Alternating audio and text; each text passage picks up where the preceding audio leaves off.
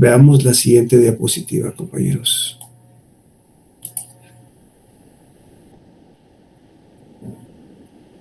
A lo largo del tiempo, a lo largo de la historia, han existido diversos sistemas que traen consigo una serie de requisitos y formalidades para poder desarrollar un contrato. El primero de ellos es el sistema formalista. El sistema formalista se desarrolló en las legislaciones romana y germánica. Aquí, en este tipo en este sistema, no bastaba únicamente el acuerdo de voluntades ni el consentimiento. Aparte, habían una serie de formalidades que había que cumplir, formalidades de tipo físico. Entonces, este sistema formalista nace en Roma y influenciado en primera instancia por la religión. Posteriormente ya no fue así. Posteriormente ya era de carácter laico. Pero ¿a qué me refiero con situaciones de carácter físico? Les pongo un ejemplo para que esto quede un poquito más claro. En la actualidad, al momento de constituir un usufructo, es decir, el uso de los frutos de un bien, el uso de los frutos de un bien. Entonces, disculpen que a veces interrumpa la exposición, compañeros, pero sigo dando ingreso todavía al resto de compañeros. Entonces, volviendo al usufructo, se constituye un usufructo y esta persona que tiene derecho al usufructo tiene derecho a usar los frutos de ese. Y el propietario, pues, es el propietario, pero ya no puede hacer uso de los frutos del bien porque ese derecho lo tiene otra persona. Entonces, a ese propietario se le denomina nudo propietario.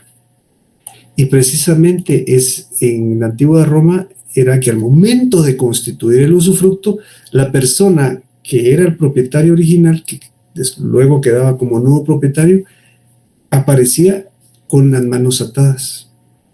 Quería decir que no iba a poder aprovechar los frutos del bien porque ya estaba cediendo ese derecho. De igual manera, cuando se celebraban compraventas o algún tipo de contrato que trasladara el dominio, las personas, los otorgantes, los comparecientes o las personas que están involucradas en el contrato iban vestidas con una túnica que se le denominaba túnica talar. Era necesario que ellos llegaran vestidos así y con una bolsa de tierra. Tierra del inmueble o del bien inmueble que se estaba trasladando el dominio. Y se trasladaban ese poco de tierra como una situación simbólica.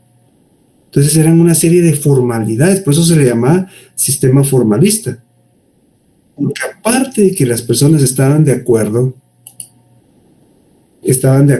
con celebrar el contrato, con trasladar el dominio, tenían que cumplir una serie de requisitos. En la actualidad, yo les ponía un ejemplo la vez pasada con lo de las obligaciones sociales.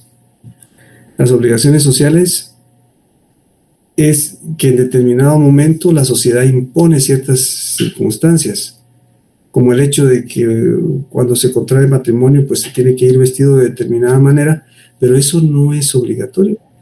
No es como aquí. En este caso, para los romanos sí era obligatorio, y si no iban, por ejemplo, las personas que estaban trasladando el dominio no iban vestidos con una túnica talar, entonces no tenía validez el contrato. O no se trasladaban ese poco de tierra de manera simbólica de una persona a otra, tampoco tenía validez el contrato, a pesar de que el consentimiento sí existía. a pesar de que en determinado momento las personas habían consentido, es decir, sus voluntades se habían coordinado para llegar a una meta que era trasladar el dominio de la propiedad. A pesar de eso, si no cumplían con estas formalidades, con estos requisitos, entonces no se podía llevar a cabo. Inicialmente, como eran formalidades como externas, como ustedes pueden apreciar, tenían un influjo muy fuerte, un influjo muy fuerte de la religión.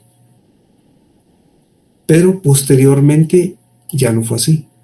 Posteriormente la religión pasó a un segundo plano. Pero eso fue ya mucho tiempo después. Porque la religión sí afectó, debido a su tremenda influencia, sí afectó incluso los sistemas de contratación. Ya nosotros vimos en la historia, en la época primigenia o primitiva, el acreedor podía disponer del físico del deudor. Y podía disponer del físico del deudor con el ánimo de hacer cumplir la obligación para la cual se había comprometido. Hasta que aparece el cristianismo. El cristianismo, esa religión que pregonaba el amor. O que pregona el amor. Entonces, surge una situación en específico, que ya el acreedor no puede hacerse de pago disponiendo del físico del deudor, sino que tiene que disponer de su patrimonio. Dispone del patrimonio del deudor. Pero a su vez también se da otra situación, como la influencia que existe del sistema, del cristianismo. Surge el sistema consensualista. A raíz de toda esa situación, surge el sistema consensualista. Es un sistema que está basado en el consentimiento, que para ellos bastaba con el consentimiento.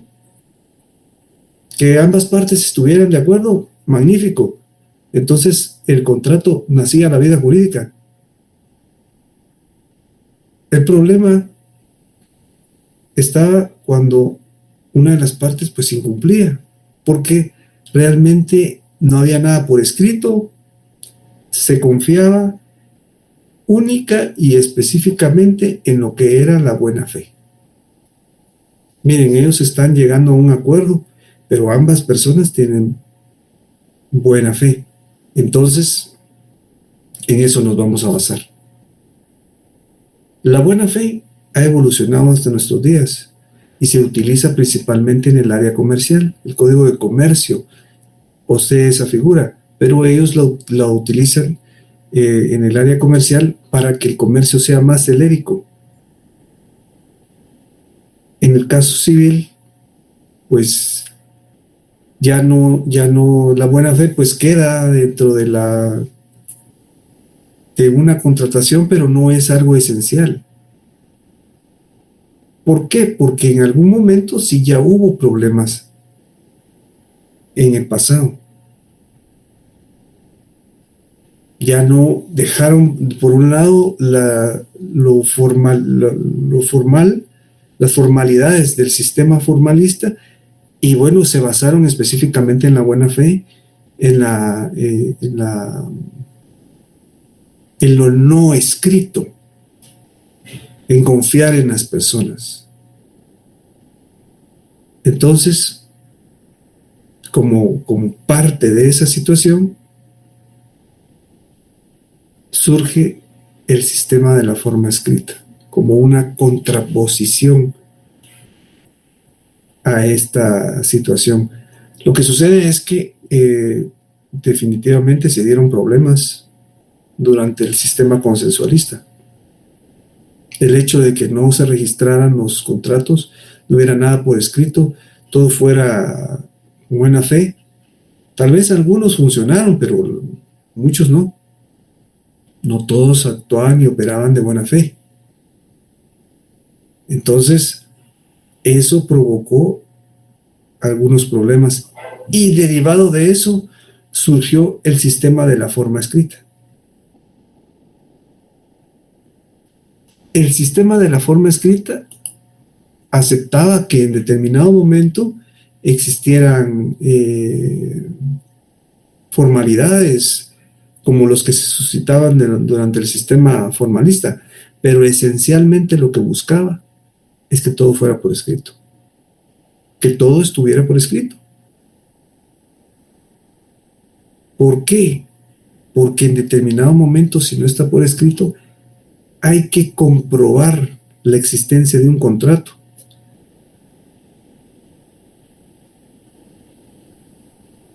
Supongamos, vamos a vender una casa. Yo pago el dinero y no me dan la casa. ¿Y qué pasó? ¿Dónde está el contrato? No lo celebramos. Aparte de que hay un problema porque como es un bien inmueble debe estar elaborado en escritura pública para que pueda ser registrado, hay que comprobar la existencia del contrato por la vía judicial. Hay que acudir a un juez. Si en determinado momento pensamos que nos íbamos a ahorrar algún dinero, nos damos cuenta que no es así. Porque después hay que pagar para que se maneje esto ya en la vía judicial. Son gastos en los que se incurren por tratar de ahorrar en determinado momento algún dinero. Pero surge entonces con todo el vigor el sistema de la forma escrita. El sistema de la forma escrita es que todo va por escrito, todo, absolutamente todo. No hay algo que en determinado momento sea de una manera verbal. No, todo tiene que ser por escrito. ¿Por qué? Para darle seguridad. Y por supuesto para darle certeza. Esto, de alguna manera, también tiene sus bemoles. Hay algunas situaciones en las cuales se cree que el sistema por la forma escrita pues es un poco lento, ¿verdad? Va muy despacio y no es tan celérico, tan ágil ni dinámico. Entonces, vemos que primero estaba el sistema formalista en la época antigua, con formalidades y con algunas excentricidades, pero luego se pasa hasta un sistema que no tiene sistemas de seguridad, ¿verdad? El sistema consensualista, con el consentimiento bastaba, y con la buena fe. Y luego, a raíz de eso, aparece el sistema de la forma escrita. Todo va por escrito, todo debe de elaborarse por escrito. Pero es aquí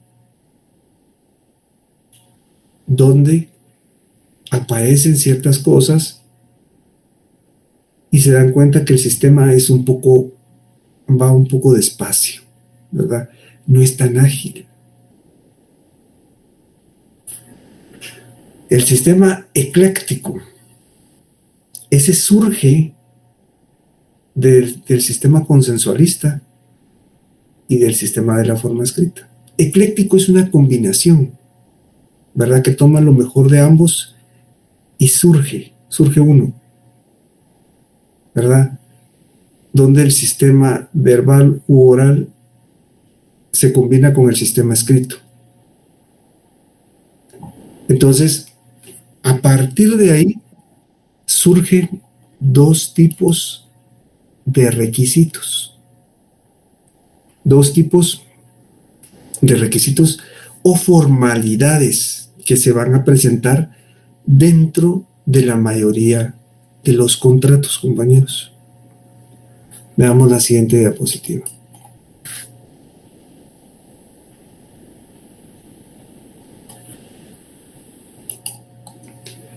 Tenemos los requisitos ad probationem y los requisitos ad solemnitatem.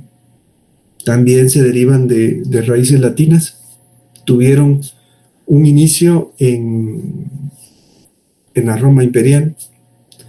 Entonces, los requisitos ad probationem, estos requisitos no van sobre la validez del contrato. Es decir, no establecen que el contrato sea válido. Eso no es lo que les interesa a estos requisitos de aprobación, sino lo que les interesa es que sean pruebas, que se logre probar, que sean medios de prueba, ya sea para ejecutar o como una prueba en sí.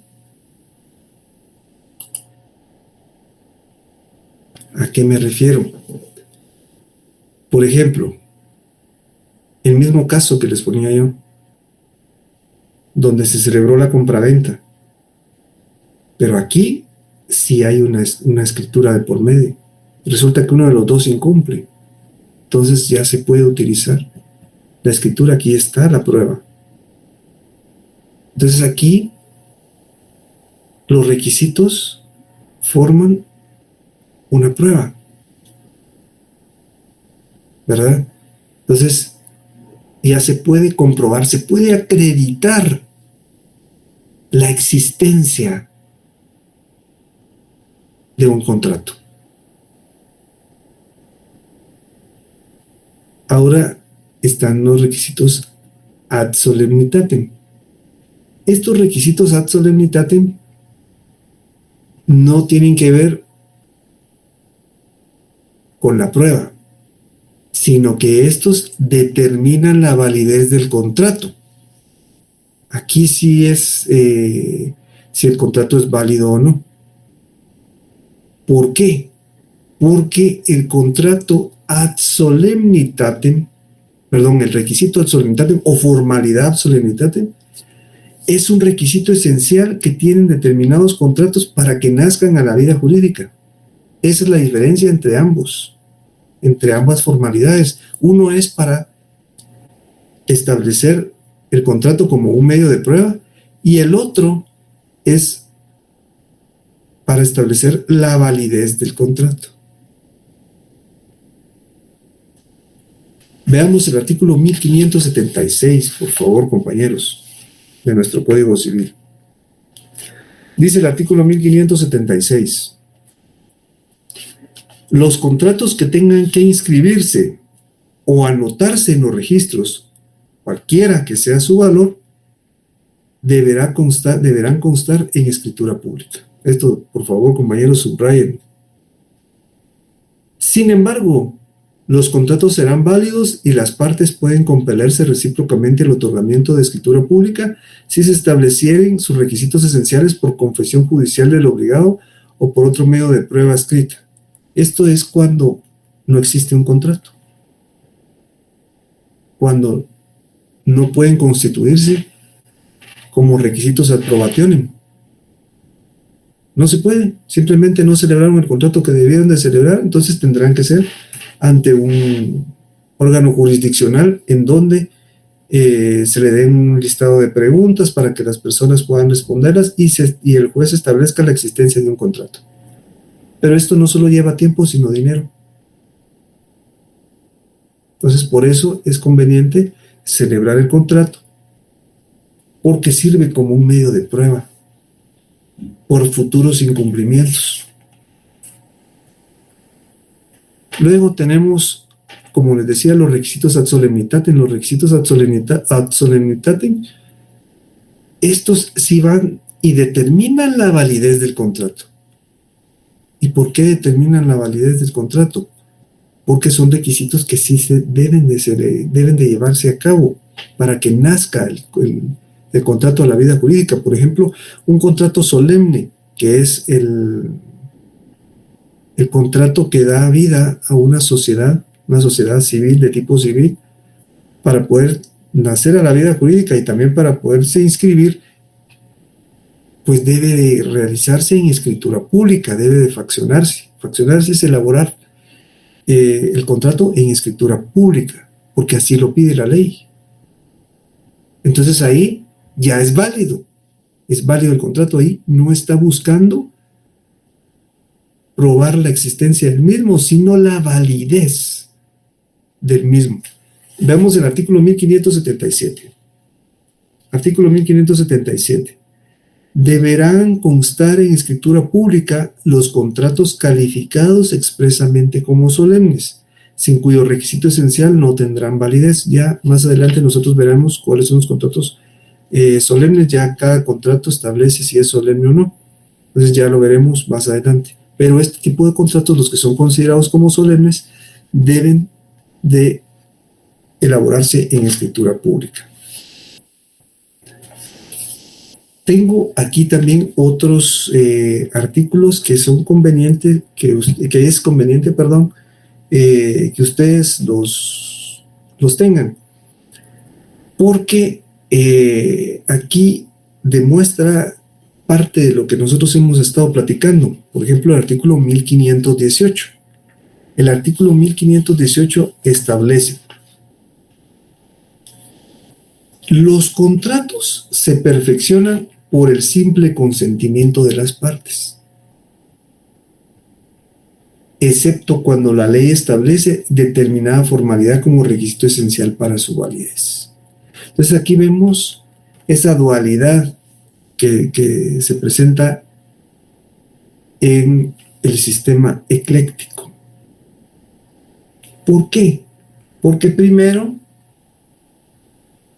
los contratos se perfeccionan con el simple consentimiento. Como que si fuera en determinado momento un sistema consensualista. Pero luego vemos el siguiente párrafo: excepto cuando la ley establece determinada formalidad como el requisito esencial para su validez. Aquí pudiéramos establecerlo dentro de la forma escrita, ¿verdad? El sistema de la forma escrita. Entonces vemos que nuestra ley, nuestro código, reconoce el sistema ecléctico. Vamos a verlo ahora de una manera un poco más concreta, ahorita en el artículo 1575, pero previo, veamos el artículo 1256, por favor, compañeros. El artículo 1256 establece: cuando la ley no declare una forma específica para un negocio jurídico, los interesados pueden usar la que juzguen conveniente. Aquí yo les pido que hagan una anotación en su código, compañeros, y que pongan una llamada para el artículo 1574, siempre del Código Civil, dentro de este artículo, del artículo 1256. ¿Qué dice el artículo 1574? Dice: toda persona puede contratar y obligarse, primero por escritura pública, segundo por documento privado o por acta levantada ante el alcalde del lugar, y tercero por correspondencia, y cuarto verbalmente. Aquí, más claro, lo del sistema ecléctico no puede estar. Entonces aquí reconoce que se puede utilizar de manera verbal, pero también de manera escrita. Estas llamadas, miren, compañeros, fíjense que es importante que ustedes las hagan en su código. El código que tengan, vayan marcándolo, vayan rayándolo, que les vaya sirviendo, porque esto en un futuro para ustedes va a ser muy importante. De hecho, en el examen técnico profesional, en el privado, se examina o se califica más bien lo que es el manejo de código. Entonces, de esa manera, ustedes ya poco a poco van a tener más claro en dónde están ubicadas las figuras, si hay que hacer alguna llamada a otro artículo, así como les ponía yo del artículo 1256 al artículo 1574. Y por último, que esto es bien interesante, miren compañeros, el artículo 1575 dice: el contrato cuyo valor exceda de 300 quetzales deberá constar por escrito. O sea, si el objeto tiene un valor de 300 quetzales, con 1 centavo ya tiene que ser por escrito. Pero en el caso de que si el contrato fuera no civil, sino mercantil, aquí está, si el contrato fuera mercantil puede hacerse verbalmente si no pasa de 1000 quetzales. La cuantía difiere ahí. ¿Por qué? Porque precisamente el comercio es generalmente muy ágil, se mueve mucho. Entonces, a mayor cuantía, supuestamente va a haber mayor movimiento, sin tanto formalismo. Entonces, por eso es importante tener también en consideración este artículo. Entonces vemos, este es el artículo más claro donde se puede establecer el sistema ecléctico que nuestro código ha tomado, porque toma a su vez el área verbal, que basta con el consentimiento, ¿verdad? Y por escrito, a partir de cuándo ya considera que es conveniente que sea por escrito. En relación a los contratos mercantiles, ¿cuándo sabemos que son contratos mercantiles? Si cumplen con lo que establece el Código de Comercio en su artículo 2. Pues ahí nosotros vemos también que no están contenidos ese tipo de contratos dentro de nuestro Código Civil. Pues ahí podemos nosotros establecer contrato civil, contrato mercantil. Yo en lo personal, compañeros, a título personal, no recomiendo los contratos verbales. Es un poco complicado porque si una de las personas no cumple, no tiene no tiene buena fe, entonces van a surgir problemas. O cualquiera, o si no, puede ser que sea solo una o puede ser que sea las dos. Entonces lo que va a provocar es mayores gastos a futuro, ¿verdad? Gastos para poder comprobar la existencia de un contrato o ese tipo de circunstancias o situaciones. Considero que lo más prudente, lo más sensato es que todos los contratos pues, puedan celebrarse de manera escrita para evitar futuros problemas, a menos que se esté completamente y absolutamente seguro de que la persona con la que se está celebrando o las personas que están interviniendo no van a fallar, no va a existir ningún problema. Porque así como era el sistema consensualista, ¿verdad? Que solo con la buena fe, con el consentimiento de las partes, el contrato nacía la vida jurídica y después se suscitaban problemas, entonces hay que tener algún tipo de